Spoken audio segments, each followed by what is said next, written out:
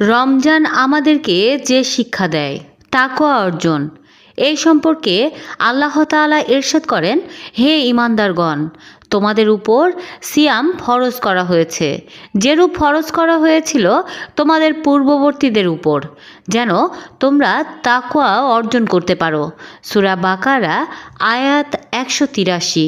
উক্ত আয়াতের তাকওয়া মানে আল্লাহ তাআলাকে ভয় করার মতো ভয় করো, যাবতীয় পাপাচার থেকে দূরে থাকো, অর্থাৎ সংযম, মিথ্যাচার, অসৎ কাজ থেকে সাবধান থাকো।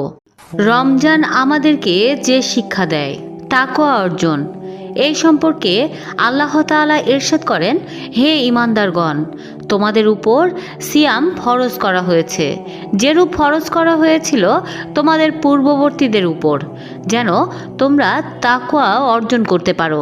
সূরা বাকারা আয়াত 183।